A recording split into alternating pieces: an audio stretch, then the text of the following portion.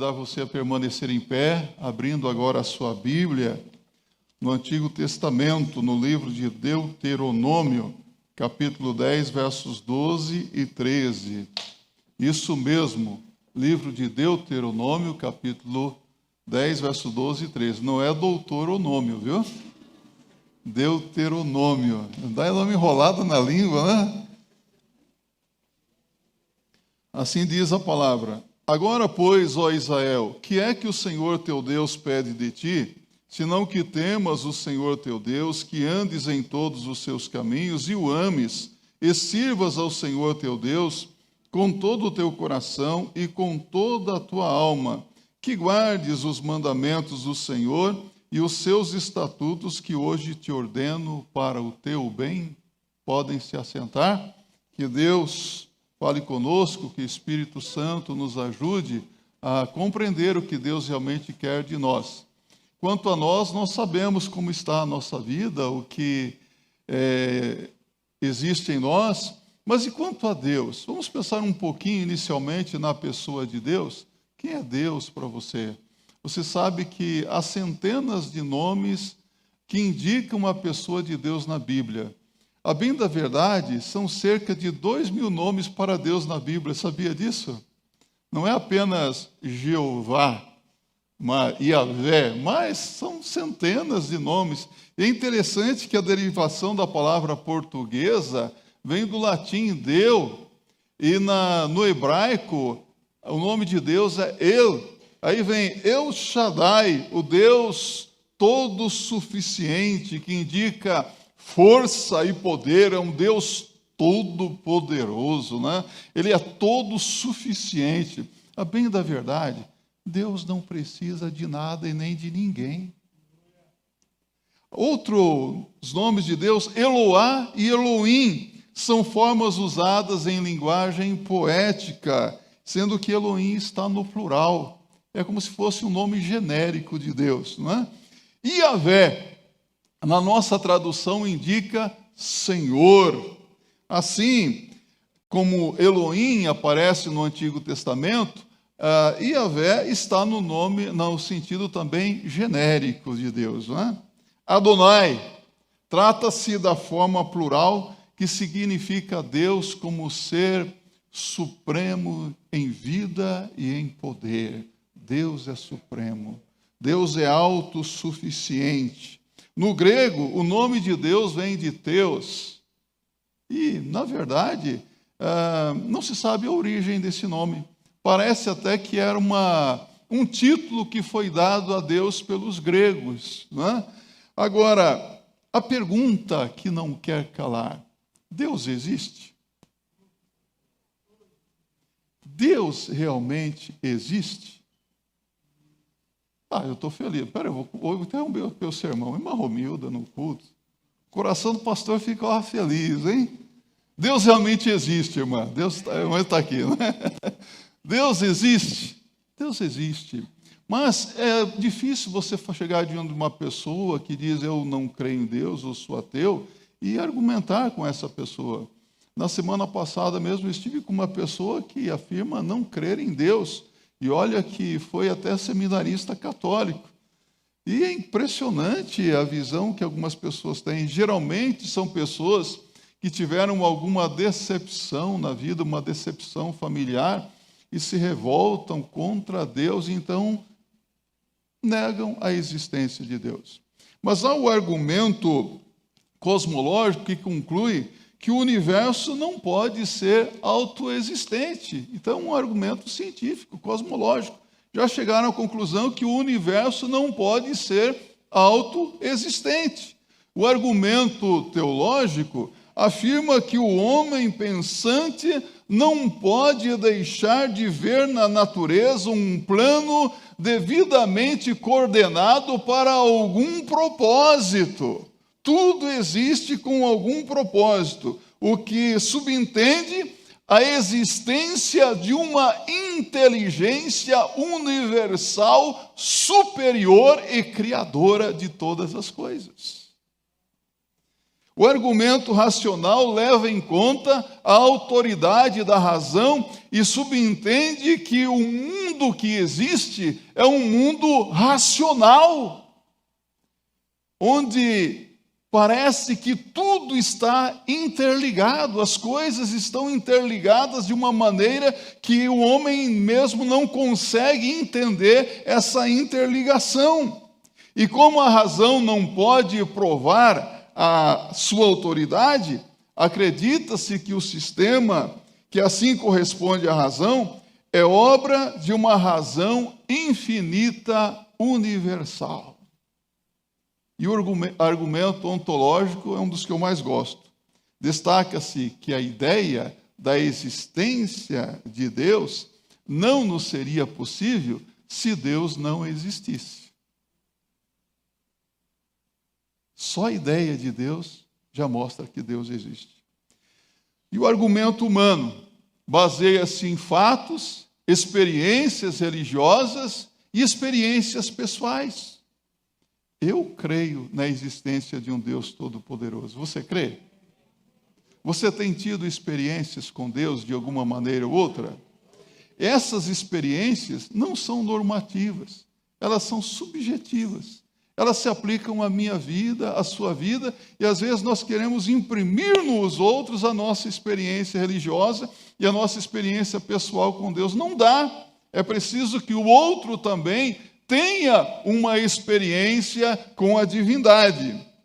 Agora, dentro da moral, o que distingue o homem dos animais irracionais é justamente a habilidade, a capacidade que o homem tem para distinguir entre o bem e o mal, o certo e o errado. Por exemplo, nesta semana passada, nós vimos os veículos de comunicação, não tantamente os veículos de comunicação, mas a famigerada Rede Globo de televisão, execrando, lacrando um rapaz, um excelente atleta, jogador de futebol, Maurício Souza, porque ele fez uma postagem do super-homem beijando um outro homem ali, o filho do super-homem, não é? E ele disse, onde vamos parar? E por causa disso ele foi lacrado. Tentaram cancelar o rapaz. Só que o tiro sai pela culatra, não é? Tinha 300 mil seguidores, está com mais de 2 milhões de seguidores. Se você quiser, pode seguir esse rapaz, não é crente. Mas você pode ver que até uma pessoa que não é um evangélico sabe o que é certo e o que é errado. Nós temos essa capacidade de distinguir entre o bem e o mal. É uma lei moral que existe dentro do ser humano e que até mesmo os juristas, os advogados, na defesa de alguém que cometeu algum delito, explora essa lei moral que existe dentro do homem. Ora, existe uma lei moral, algo interno. Quem que colocou essa lei moral dentro do ser humano? Eu não estou falando de moral cristã, não. Estou falando de uma lei que existe. Todo ser humano sabe o que é certo e o que é errado.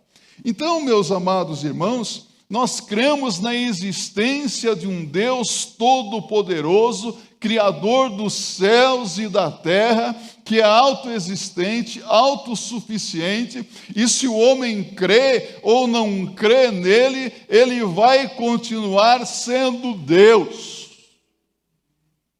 Mas é um Deus tão amoroso que se compadece dos homens e deseja que o homem seja bem-sucedido em toda a sua vida, e por isso ele faz exigências na sua palavra, para que o homem se relacione com ele, tenha comunhão com ele e receba os benefícios que o Senhor tem para a vida do homem. Então, vemos quem é Deus. Então, diante disso, o que é que esse Deus que é santo espera de nós que somos criaturas tão frágeis, falhas e pecadores, não é mesmo? O que Deus pede de mim? O que é que Deus pede de você? Pede? Deus não precisa de nada. O que é que Deus espera de nós? O que é que o Senhor teu Deus pede de ti? Em primeiro lugar, o Senhor pede que o temamos. Agora, pois, ó Israel, o que é que o Senhor teu Deus pede de ti, senão que temas o Senhor teu Deus?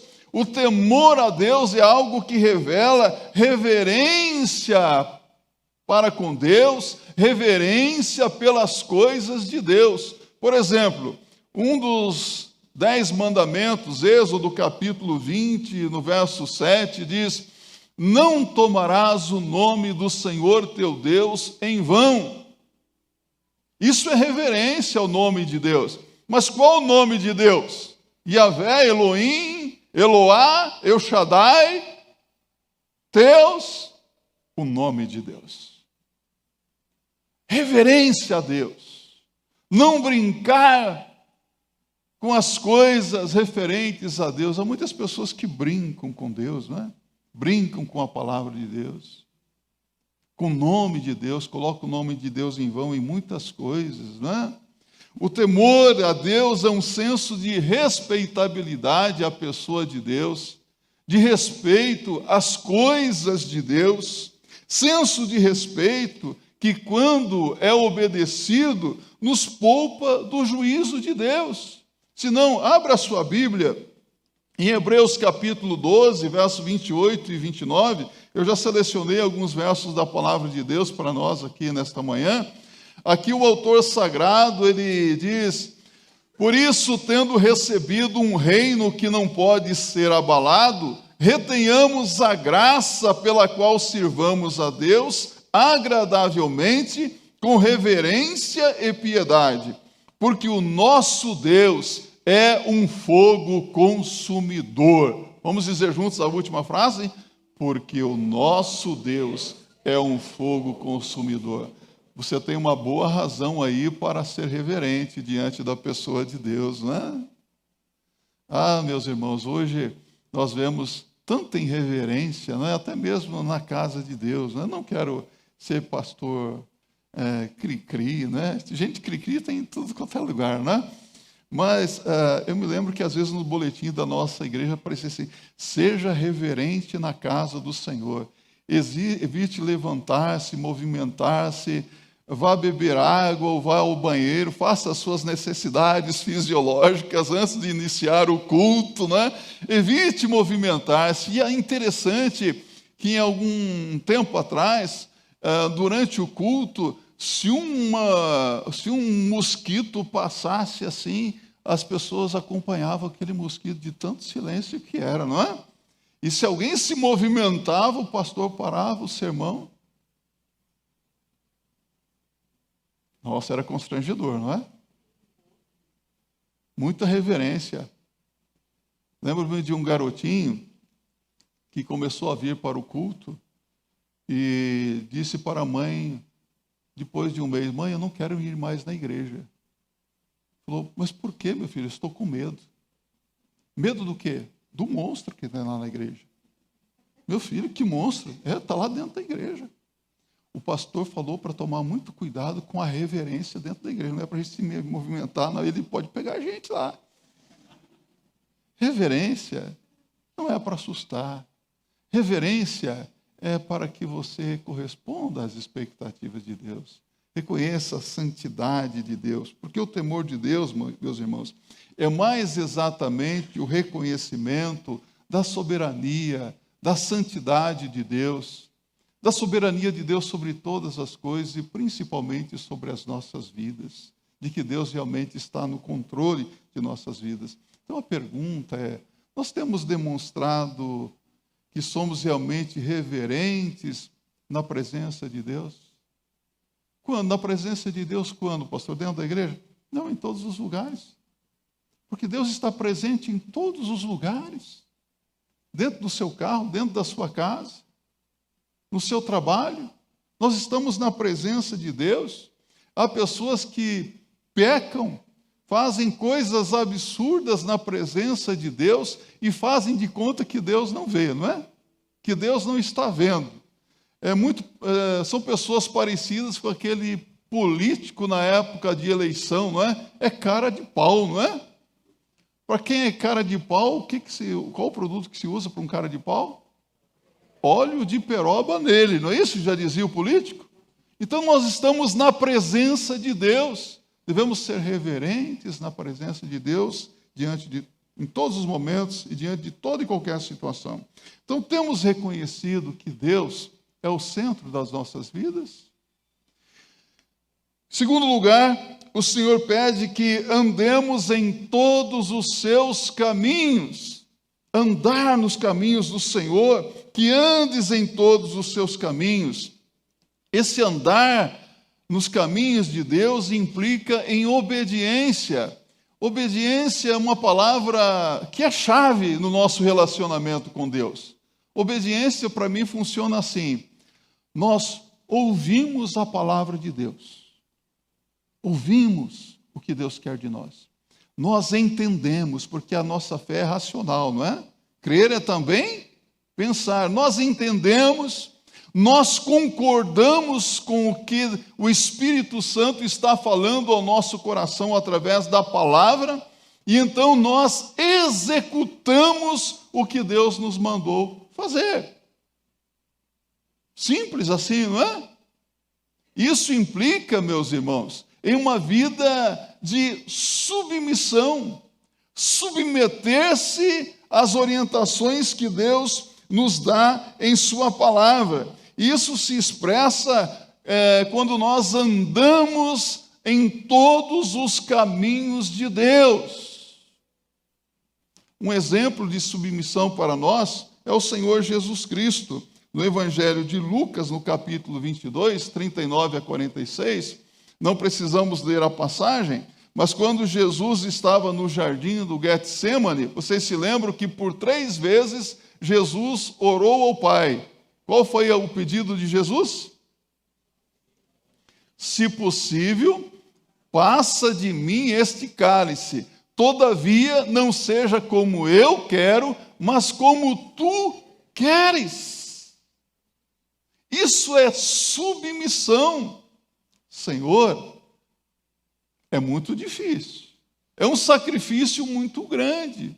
Obedecer a Deus, meus irmãos, não é fácil, não. Implica em muita renúncia.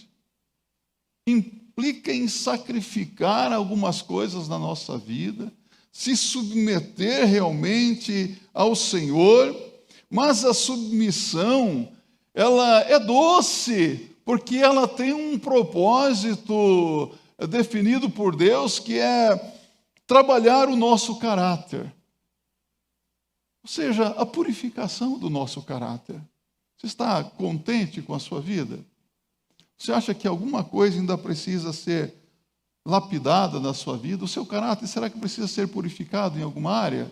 Então Deus, muitas vezes, Ele trabalha na nossa vida, Ele age na nossa vida e até mesmo trazendo algum tipo de castigo para que ocorra a purificação do nosso caráter. E eu quero trazer para você aqui o exemplo do apóstolo Paulo, 2 Coríntios 12, abra sua Bíblia, versos 7 a 10.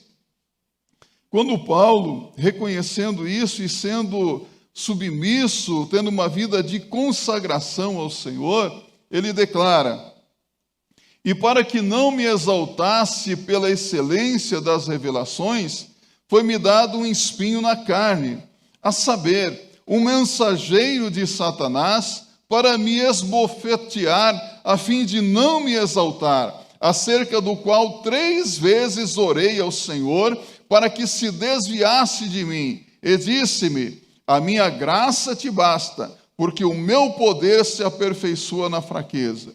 De boa vontade, pois, me gloriarei nas minhas fraquezas, para que em mim habite o poder de Cristo. Por isso sinto prazer nas fraquezas, nas injúrias, nas necessidades, nas perseguições, nas angústias por amor de Cristo, porque quando estou fraco, então sou forte. É Deus purificando a vida do seu servo para que ele tenha uma vida de consagração. Faça a vontade realmente do Senhor. Temos outro exemplo em Hebreus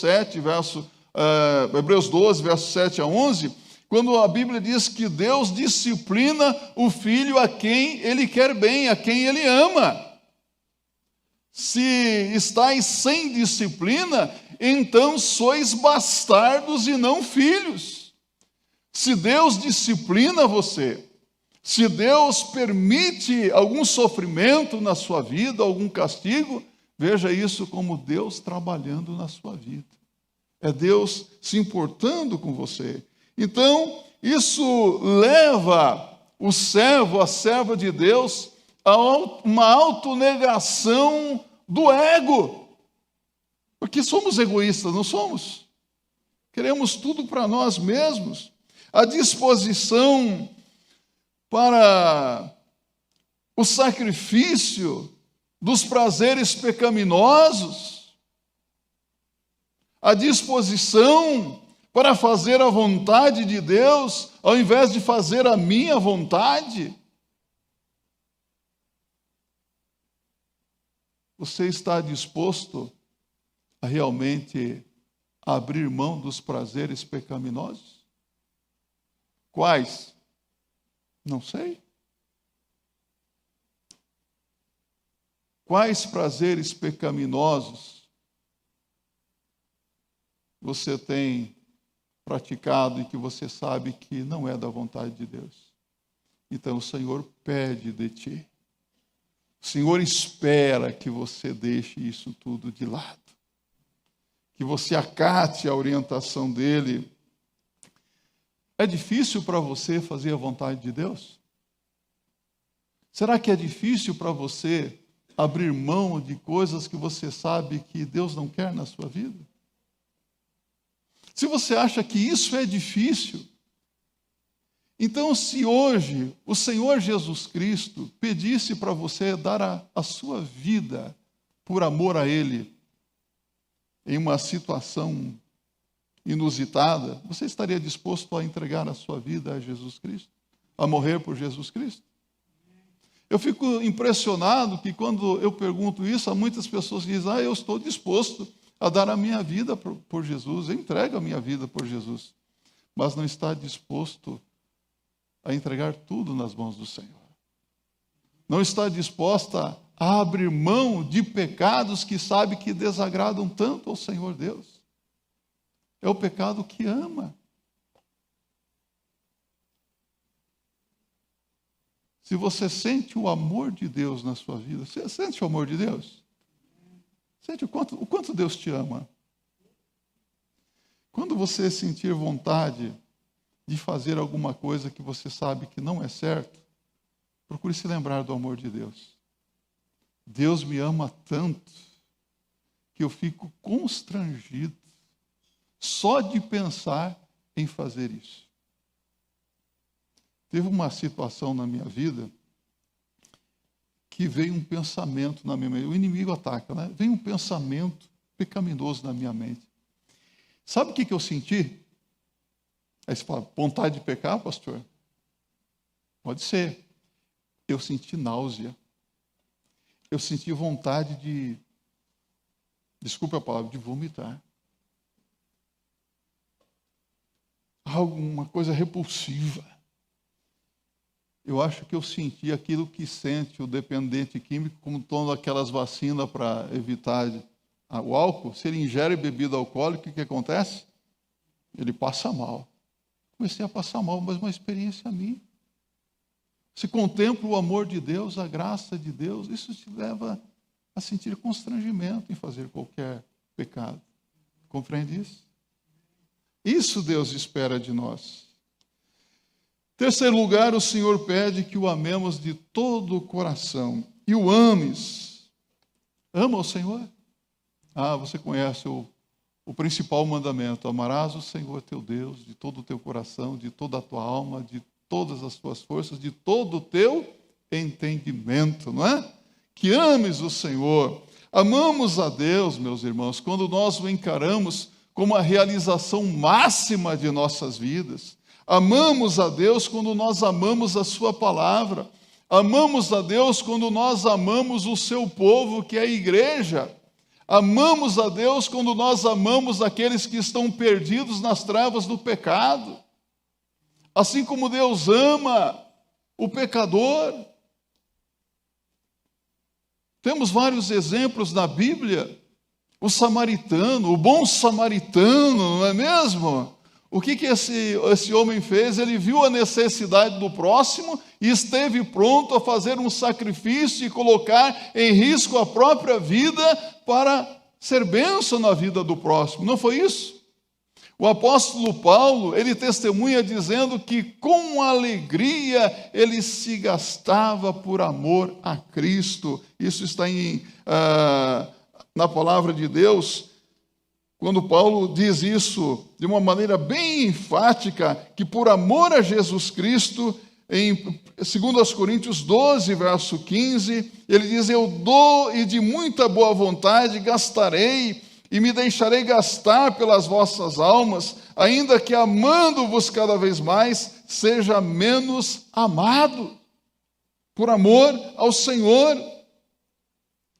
E esse amor, ele se expressa através do sentimento de Davi. Como eu gosto de Davi. No Salmo 42, verso 1 e 2, Davi expressa esse amor, esse desejo por Deus, dizendo: como o servo anseia pelas correntes das águas, assim a minha alma aspira por ti, ó Deus. Ele desejava estar na presença de Deus. Ele diz que a sua alma tem sede de Deus, do Deus vivo. Temos nos dedicado ao Senhor por amor? Se não for por amor, meus irmãos, nós estamos perdendo um tempo danado aqui nessa manhã. Já pensou o tempo que você está perdendo aqui se você não ama Jesus? Temos servido ao Senhor por amor? Temos nos dedicado à obra de Deus, à vida da igreja por amor ao Senhor? Ou por outra razão? Se for por outra razão, não tem nenhum valor também. Tem que ser por amor. Em quarto lugar, o Senhor então pede que o sirvamos de todo o coração. E sirvais ao Senhor teu Deus com todo o teu coração e com toda a tua alma. Então, a voluntariedade para a obra de Deus identifica a serva, o servo de Deus. Há pessoas que são voluntárias, não é? Olha, pode contar comigo. É aquela pessoa que está com a mão na roda. Como precisamos de pessoas assim, não é? Eu sou voluntário. Tempo. Abri um parênteses aqui. Todos nós aqui somos voluntários na obra do Senhor ou não? Sim? Mas a partir do momento que você dá o seu nome para servir ao Senhor como membro de uma igreja local, você perde a sua voluntariedade e ganha a responsabilidade. Dentro da democracia existente no mundo, as pessoas têm os seus direitos e os seus deveres. Eu quero que você se lembre que, como servo de Deus, você tem deveres.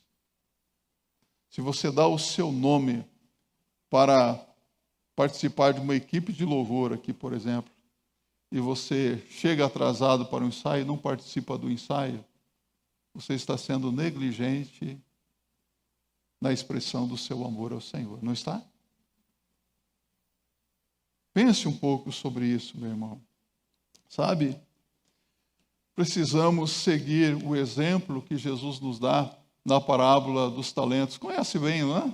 Está em Mateus capítulo 25, verso 14 a 30, quando Jesus contou a parábola de um senhor que, eu vou parafrasear aqui para vocês, não vamos ler o texto, decidindo ir para uma terra distante, vamos supor um executivo, um empresário, ele chama os seus servos, os seus empregados, e distribui a cada um deles os seus dons, vamos colocar aqui, era dinheiro na época, não é?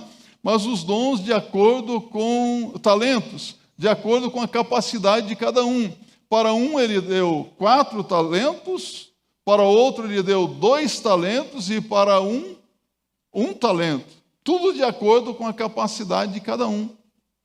E o que tinha 4 talentos, 4 ou 5 talentos? 5. 5 talentos, trabalhou e granjeou mais 5.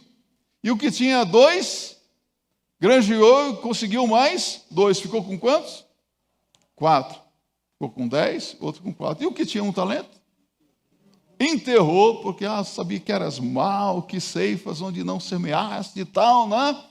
E quando volta aquele senhor, o que recebeu 5 talentos, apresenta-lhe 10 talentos. Servo bom e fiel, foste fiel no pouco, sobre o muito te colocarei, entra no gozo do teu Senhor. E o que recebeu 2, entregou mais 2, 4 talentos. Servo bom e fiel, foste fiel no pouco, sobre o muito te colocarei, entra no gozo do teu Senhor.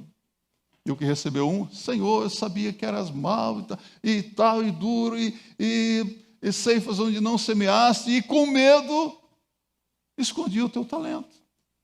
Mau e negligente servo. Deveria ter, pelo menos, ter dado esse talento aos banqueiros. Teria pelo menos o juro. Tirai, pois, o talento desse servo e dai ao que tem 10. O que tinha 10 ficou com quanto? 11 talentos. Mau e negligente servos. Amarrai-o de pés e mãos e lançai-o nas trevas exteriores. Ali haverá pranto e ranger de dentes. É o servo omisso, meus irmãos.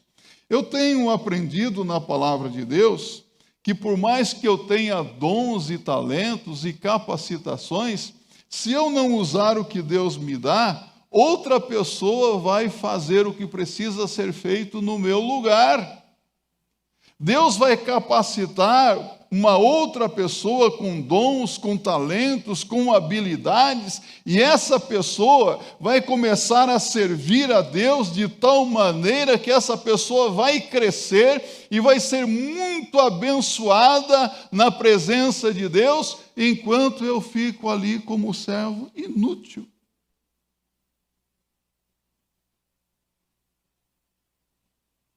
Você tem dons? Tem talentos? Tem habilidades? Tem capacidades? Eu quero dizer para você que quer ser tal qual um vaso nas mãos do oleiro, produzir frutos para o Senhor, ser um instrumento nas mãos de Deus, de bênção na vida das pessoas e de glorificação ao nome do Senhor. Que o Senhor tem bênçãos, tem promessas, tem recompensas, tem galardões para aquele que o serve com dedicação. Eu acredito que muitas pessoas aqui, muitos, vão chegar lá no céu e vão receber muitas bênçãos de Deus. Muitos galardões mesmo. Outros, como diz Pedro, serão salvos como que pelo fogo, não é? Vão chegar no céu pela graça e misericórdia de Deus, porque entregaram a vida para Jesus, não é? São salvos, o crente não perde a salvação, mas vão chegar no céu cheirando toucinho defumado, ou galinha sapecada, porque as suas obras eram feno, palha, não receberão nada. Servo inútil. Temos tido a disposição que o Senhor pede para trabalharmos na sua obra? Será que nós nos dispomos muitas vezes a fazer a obra de Deus, ainda que com muitas lágrimas e sacrifícios? Como eu sonho em ver uma igreja em que todos os membros da igreja realmente sirvam ao Senhor.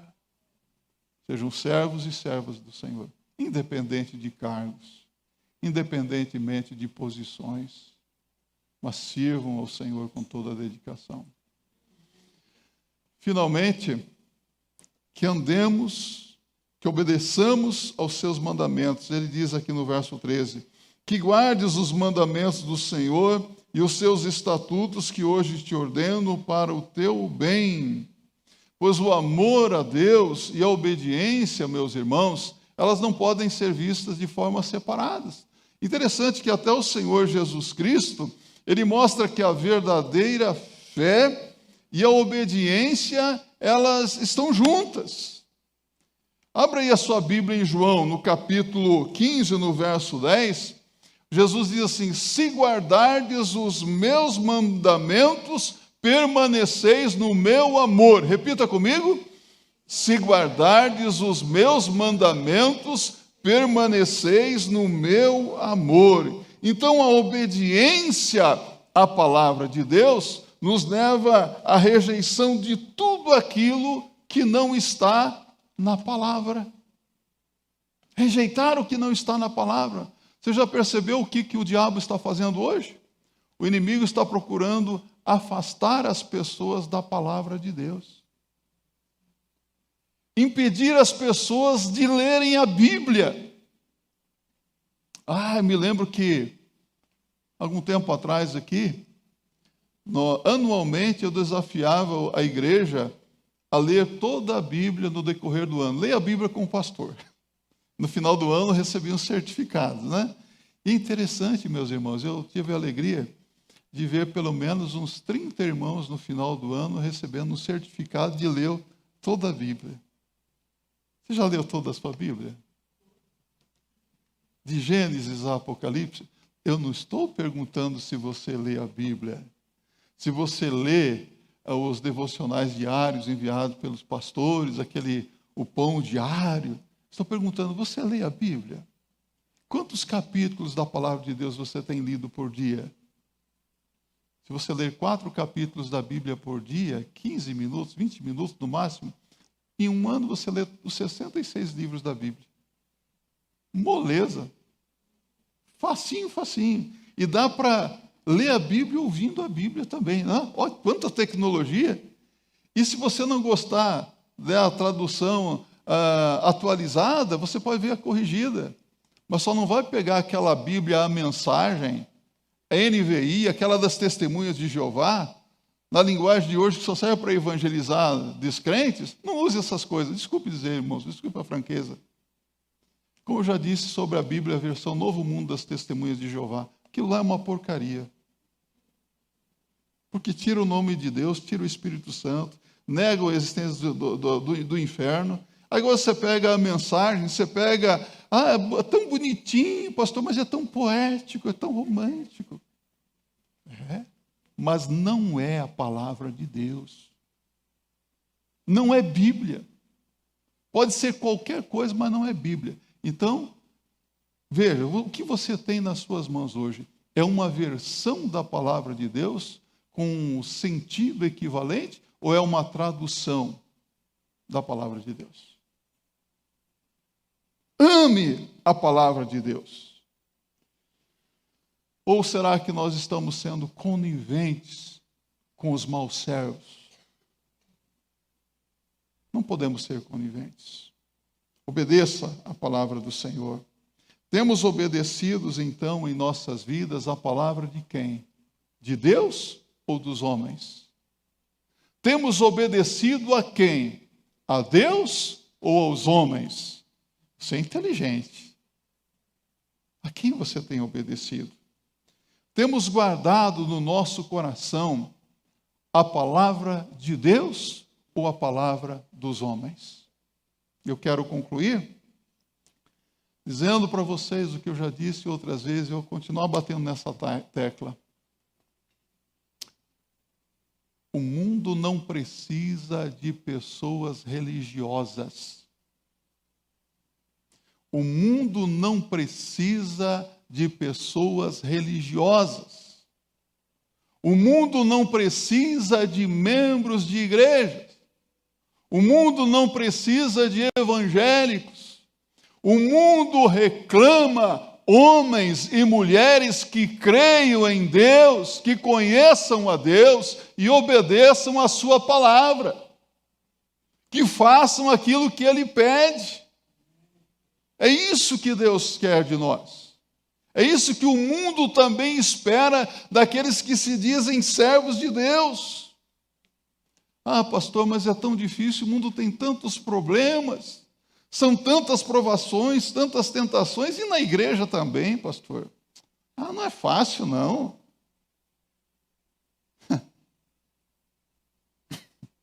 Jesus advertiu que na igreja teria o joio, não teria? E importa que cresçam juntos. Joio e trigo juntos. E no final o Senhor vai fazer a colheita. Mas é Deus que vai fazer a colheita. O Senhor pediu para que nos lembrássemos que a igreja vai continuar existindo até a volta dele. E enquanto esse dia não chega, meus irmãos, nós vamos ter que lidar até mesmo dentro da igreja com problemas. Vamos encontrar aqui, vamos lembrar dos discípulos de Jesus? Vamos lá, vamos pensar um pouquinho neles aqui. Nós tínhamos ali Tiago, Tomé, João, Pedro, Judas. Então, dentro da igreja, nós teremos Judas traidores, Tomés descrentes, Pedros negadores da fé em Jesus, de Jesus, do nome de Jesus. Nós vamos encontrar Joões, estou vendo o irmão João agora lá da Romildo aqui. Vamos encontrar Joões nervosos. Não vamos encontrar? Tiagos que querem só cargos, posição de destaque, e outros que estarão ali concorrendo com eles. Vamos encontrar esse tipo de gente dentro da igreja. Mas o que é que o Senhor pede de nós? Que examinemos a nós mesmos, a fim de sabermos que se estamos realmente fazendo o que Ele quer de nós. Por isso, Paulo, mais uma vez, diz em 2 Coríntios 13:5, examinai-vos a vós mesmos, se permaneceis na fé. Provai-vos a vós mesmos, ou não sabeis quanto a vós mesmos, que Jesus Cristo está em vós, se não é que já estáis reprovados. Que exortação, não é? Se alguém aqui não está fazendo o que Deus pede, ore ao Senhor. Ore ao Senhor, com sinceridade, pedindo arrependimento e fé. Ore ao Senhor pedindo conversão genuína e verdadeira, a fim de encontrar salvação, graça, misericórdia em tempo oportuno. Que assim seja, para a glória de Deus.